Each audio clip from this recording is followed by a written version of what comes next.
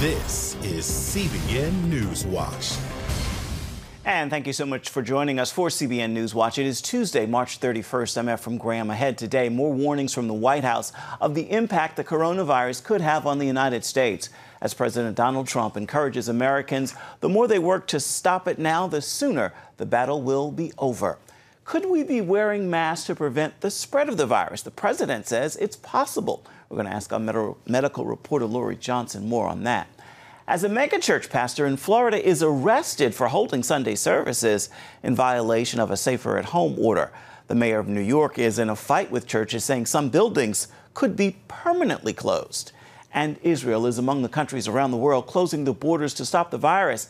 But we're going to show you why the Jewish state is allowing one particular group of immigrants in. All those stories and more are ahead in this edition of CBN NewsWatch. I want to begin this half hour with the president calling on Americans to keep up the fight against the spread of the coronavirus, but warning there will be tough times ahead as the number of deaths in the United States keeps climbing, and the government measures to stop the disease are taking a terrible toll on the economy. Our George Thomas is on this story. With nearly half of all states now reporting more than 1,000 confirmed cases of the coronavirus and the death toll passing the 3,000 mark, the president is warning Americans to prepare for difficult days ahead. The more we dedicate ourselves today, the more quickly we will emerge on the other side of the crisis. The White House extending social distancing guidelines for another 30 days as health experts warn the peak in the death rate is likely to hit in 2 weeks, with the pandemic hitting every metro area in the country. If the metros and the rural areas don't take care now, by the time you see it, it has penetrated your community pretty significantly. New York, still the epicenter of the virus outbreak. The governor there appealing for more medical volunteers to deal with the surging deaths. We've lost over 1,000 New Yorkers. To me, we're beyond staggering already. We've reached staggering. Cases in California are also growing. Meanwhile, governors of Virginia and Maryland announcing that stay at home is no longer a suggestion, it's an order. Under this order, everyone in Virginia must remain in their place of residence unless they must go out for food, supplies, work, medical care, or to get fresh air or exercise. 2/3 of Americans across 32 states now have stay-at-home orders in effect. All this putting enormous strain on a nation where record numbers are now also out of work. Macy's, Kohl's, and Gap, the latest to fall victim to the pandemic.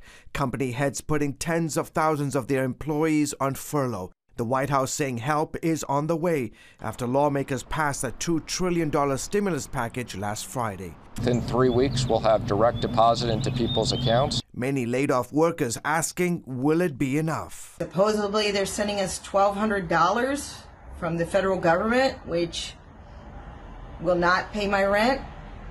I guess it's better than nothing. Health officials now warning that even if the social distancing guidelines are followed perfectly, the nation will see a huge surge in cases and fatalities. George Thomas, CBN News. And our medical reporter Lori Johnson joins us now with more. So we heard the president talk about possibly every American wearing a mask. How effective would these be? Well, this is actually, Ephraim, a very controversial subject. The CDC from China, the Chinese CDC, really recommends Americans do that. And they say in China that it really reduced the spread of the disease. But here's the problem.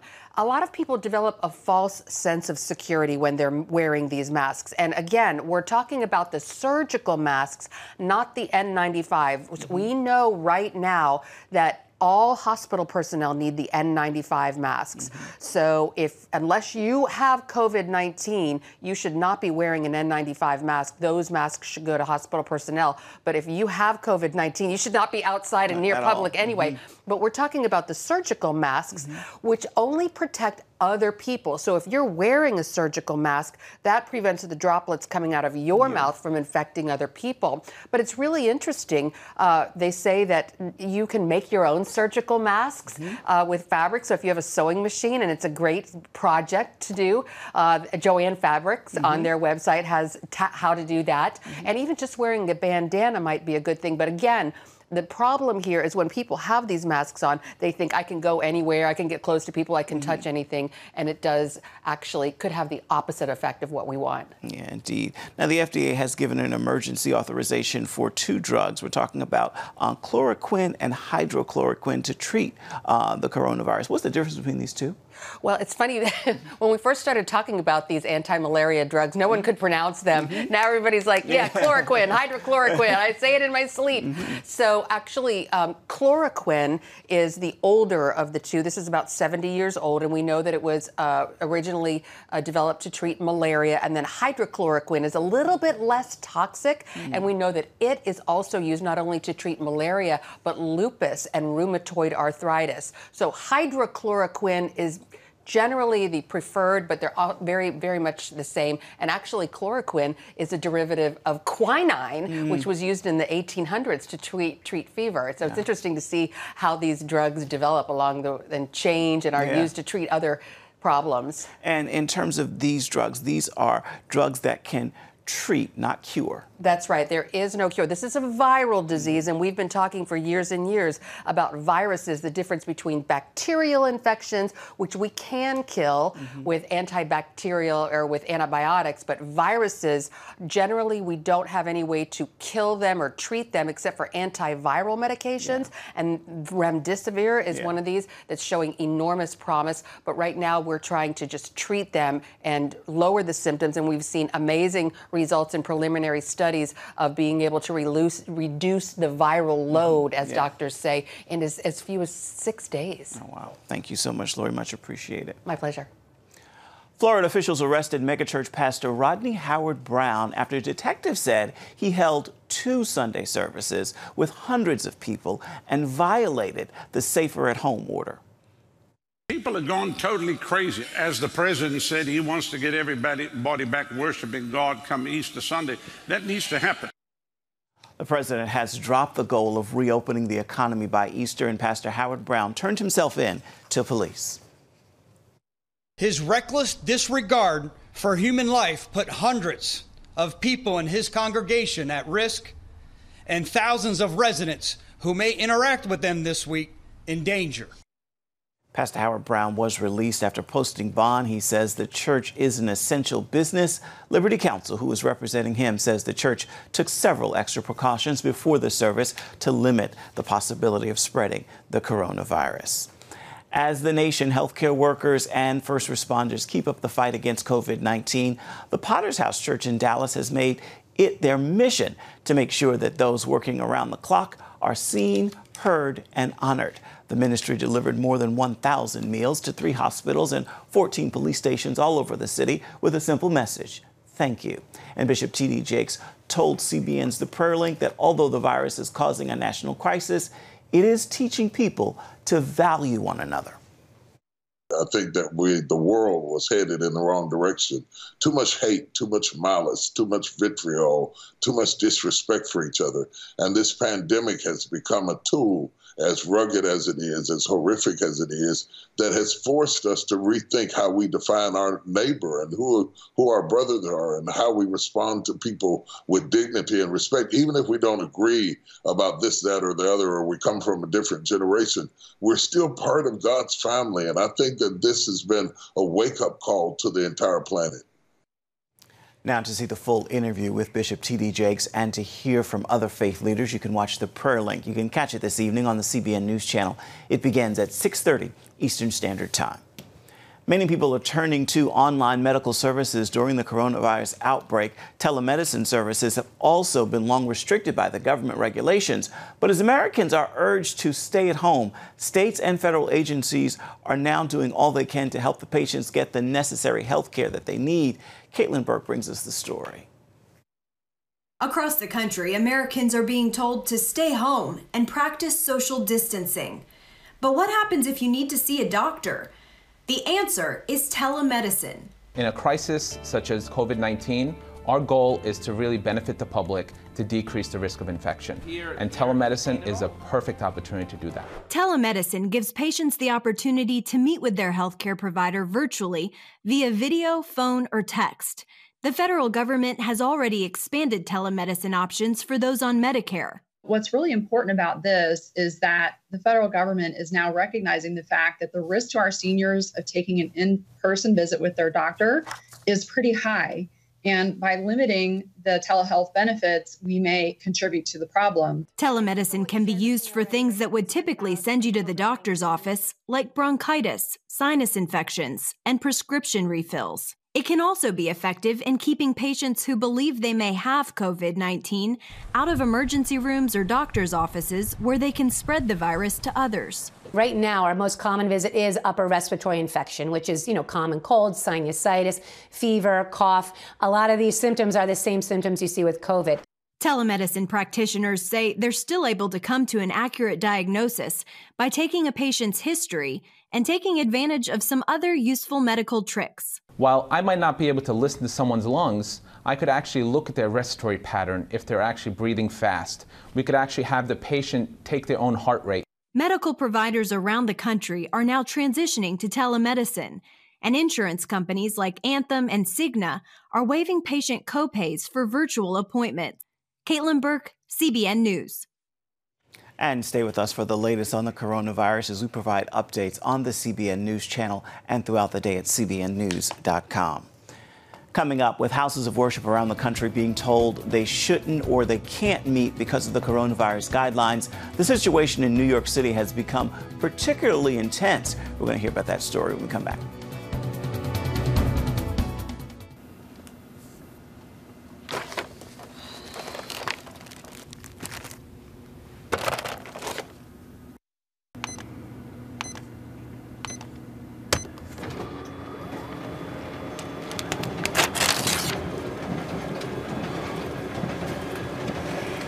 Life is better with a good night's sleep. Get your free DVD or booklet of Protect Your Sleep today. I'm Ephraim Graham, and this is Studio 5. Cruise with me as I discover the good things happening in the world of music, sports, television, and movies. The fact that Ryan Coogler was going to be directing the film, I knew that something special was going to happen. We'll chat with artists at the forefront of entertainment and explore the connection between popular culture and faith. I asked my pastor, I said, well, does that mean I'm supposed to be a preacher? He says, well, no, you already have a pulpit. Watch Studio 5, Wednesday night at 9:30. Remember for a moment what it was like to be a child. You believed every story you were told. You saw a world full of endless possibilities. What stories will the world's orphaned and at-risk children believe? We believe the Bible tells the only story truly worth believing. We believe that every child should have the opportunity to dream, the chance to take challenges and turn them into possibilities, the chance to stand on the promises of God, to recognize their place in the greatest story ever told. They have their whole lives ahead of them. Theirs is a world of endless possibilities. They are looking for a story to believe. We will tell them that story. Will you join us?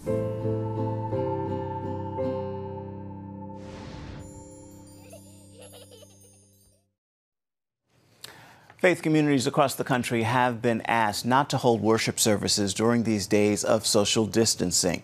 Conservative radio host and commentator Todd Starnes tells our Mark Martin New York City's mayor is taking it a step too far with a threat to close churches permanently. Todd, tell us, why are you so concerned about this warning from New York City's Mayor Bill de Blasio? Well, I've been saying for quite some time that I believe the greater threat to the United States is not necessarily the COVID-19 virus, but it is, in fact, the attacks on our civil liberties. And, there's really no other way to say this other than the fact that Americans, by and large, have been willing to sacrifice some of their civil liberties for the sake of their public safety. And that's why I'm very concerned with what's happening here, especially in New York City. But quite frankly, I believe we're looking at great government overreach here.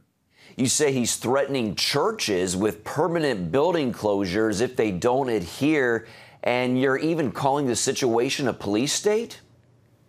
Well, it certainly does seem more like a police state here in New York City, especially in light of the mayor's announcement. Mayor Bill de Blasio just a few days ago put out a warning to every church and synagogue. And he was very clear to reference churches and synagogues who are still meeting. And that has been an issue. There have been some churches, there have been some synagogues in New York City that have still been holding corporate worship and corporate gatherings in their church buildings. And so the mayor came out and said that stops now. He said any church that is worshiping in their building will be shut down. The mayor went on to say that he will use the police department, the fire department, the health department, and building inspectors to enforce these closures. Any church or synagogue that refuses to comply could be subjected to fines. And the mayor said if they continue, the buildings will be permanently closed. Those are his words now, permanently closed. Do you think the mayor's concern for public safety is greater right now than constitutional rights? I mean, you touched on that earlier in the interview. Do you think New Yorkers see it that way? Break it down for us. Well, look, I do believe that the mayor is doing this for the sake of public safety. I don't believe he's out there trying to shut down churches for some other, nefarious reason. The mayor, as a matter of fact, said in his press conference that it brought him no joy to shut down the churches. But the issue here is, does the government have a constitutional right to do that? And I do not believe that's the case. As a matter of fact, we've talked to several religious liberty experts, and they tell us that would be an overreach by the government. Now, here is the big issue. There are really two issues here. Number one, the government is being heavy-handed. They do not have a right to tell a church what they can and cannot do. That being said, and here's the other issue, churches have a responsibility to take care of their parishioners and their congregations. And right now, it seems to me to be fairly reasonable to postpone your corporate gatherings and move your services online until this danger passes. How do we walk the fine line between public safety and constitutional rights in the midst of fighting this virus? Let's talk not just New York City, but the big picture.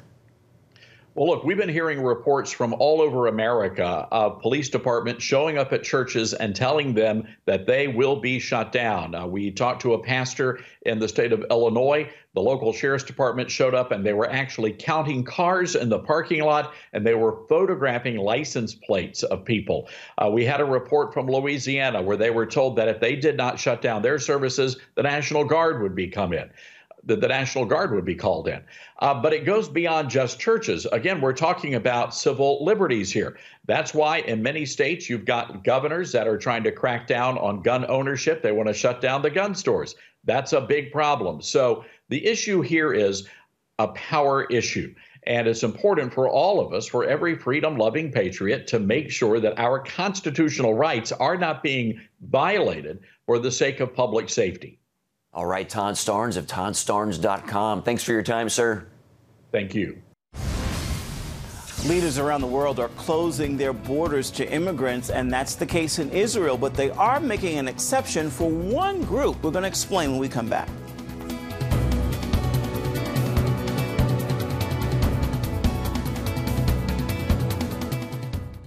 Hey, if you're tired and exhausted all day, you can't think clearly, and you really just need a cup or even a pot of coffee to get through your day, then join me, Dr. Josh Axe, for this new series where I'm going to teach you how to transform your diet and use essential oils and supplements to get a better night's sleep. Wake up to your best life. Call 1-800-700-7000 to get your free DVD or booklet of Protect Your Sleep today.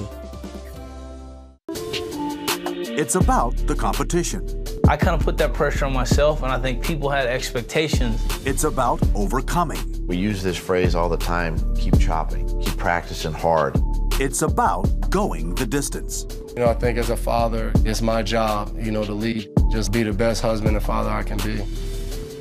Watch Going the Distance with Sean Brown Saturday night at 7:30 on the CBN News Channel. Orphans Promise is committed to loving and serving at-risk children, to helping keep families together, and to creating opportunities for strong and sustainable communities around the world. We're working in over 60 countries around the world, and with your help, we can do even more. There's an old African proverb I love that says, if you want to run fast, run alone. But if you want to run far, run together. At Orphans Promise, we want to run far so we can touch the lives of as many orphaned and vulnerable children as possible. But we don't want to go alone. We're out to change the world, one child, one family, one community at a time. Will you join us?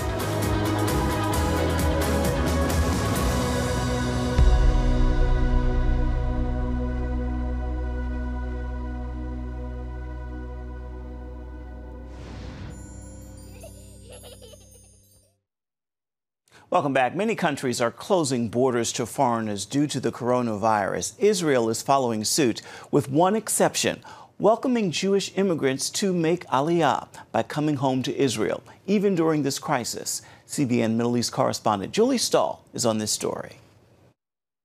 While the special festivities that usually welcome these immigrants called Olim are on hold, you can see in these images people are still completing their journey. Aliyah never stopped to Israel, and it doesn't stop now, even with the coronavirus. For 72 years, we are bringing Olim to Israel, and we are continuing to do it. Nefesh B'Nefesh helps bring these immigrants from North America. Most of the Olim that are coming have begun their planning stages a long time ago. People are seeing the pandemic stretching from both sides of the ocean. I think it was giving them a lot of security to come to Israel, where they feel that the crisis is being managed as best as possible. Svi and Aviva Karoli came from New York with their children, Lonnie and Adi, although they faced an immediate 14-day quarantine.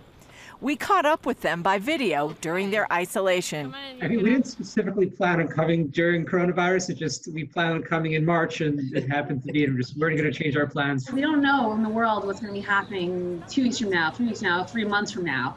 So why delay? There's no better place to be than Israel. Despite everything, we took the jump and we came. Neighbors who they didn't yet know left food outside their apartment and brought toys for the children. There's never a perfect time, but it's always the right time. And to just come here because the people of Israel are wonderful. David Parsons says the International Christian Embassy Jerusalem is helping bring in people from Russia and Ethiopia. Some Jews are saying, look, Israel seems to be doing better than others, and especially the Jews from Russia. And it's not only the coronavirus, which is just hitting Russia, but the steep drop in oil prices. The Russian economy depends on it. And so there's a lot of Russian Jews who have actually moved up their aliyah. More than 900 new immigrants have arrived in just the last month. The Jewish agency, which is responsible for Aliyah, expects more than 1,000 by Passover. Given the current situation, they have prepared this video to help newcomers through the process. There's a very strict process, and we prepare them. They have to sign the legal document that they are declaring that when they land to Israel, they will go to quarantine. Once landing in Ben Gurion Airport, they go through a digital process where they get the Teudat Ole certificate on the WhatsApp, going home to quarantine. And when they're finishing the 40 days of quarantine, they go to Israeli Klita and to claim the entire benefits and rights that are waiting for them in Israel. During the 1991 Gulf War, new immigrants received gas masks due to the threat of chemical warfare. Shai Felber of the Jewish Agency says such events don't stop Aliyah. Every crisis brings its own opportunity. And we estimate that after this crisis, many people in Jewish communities around the world will suffer from economical problems. Obviously, we know in Italy and other places. And I estimate that if Israel will overcome this crisis from the financial point of view, because I'm sure we will overcome the coronavirus itself, then obviously people will come to live in Israel. The Bible says God will bring his people back to Israel from around the globe. And apparently even a worldwide pandemic won't stop it. Julie Stahl, CBN News, Jerusalem. Coming up, another example of the importance of prayer in the coronavirus era as hundreds of people gather in a hospital parking lot in Georgia to pray for patients and the workers on the inside. Stay with us.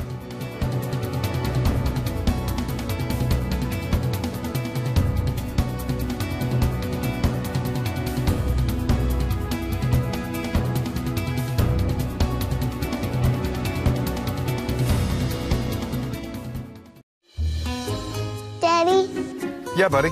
How many nickels are in a dollar? There are 20 nickels in a dollar. How do birds fly? Does milk really make my bones stronger? Yeah. Daddy, when we die, will we go to heaven? Do you have the answer to life's biggest question? Call the 700 Club. We'll help you find answers to the important questions life brings your way. Watch breaking news, in-depth exclusive stories and programs from health to entertainment you won't find anywhere else. The CBN News Channel, a perspective you can trust. Enjoy credible news reporting from around the world. Discover inspiring programs and stories of hope, all in one place from a Christian perspective. The CBN News Channel, a perspective you can trust. To watch the CBN News Channel, download the app or visit cbnnewschannel.com. Hello, I'm Dr. David Perlmutter, board-certified neurologist and #1 New York Times bestselling author. Wouldn't it be great to boost your energy, eliminate brain fog, and even reverse brain disease? Well, you can, and I'm going to show you how, along with some of the world's most well-respected brain experts in this DVD, Protect Your Brain. Get Protect Your Brain, a free DVD only from the Christian Broadcasting Network, featuring experts on the cutting edge of neuroscience and brain health. No matter how many times you've failed in the past, you really can do this. In Protect Your Brain, you'll discover simple strategies to keep your brain young and healthy. Improve your memory. Discover the gut-brain connection. In Protect Your Brain, get your free copy at cbn.com or call 1-800-700-7000. If you want to improve the quality of your life, get the DVD Protect Your Brain and get it today. We've been bringing you prayers from Christian leaders from the church, for the nation, the world during this coronavirus outbreak. But today, something a little different. Hundreds of people gathering in cars outside a hospital in Georgia, praying in the name of Jesus Christ for protection and healing for patients and workers. That's the report from author Tiffany Fitzhenry, who posted this video on Twitter.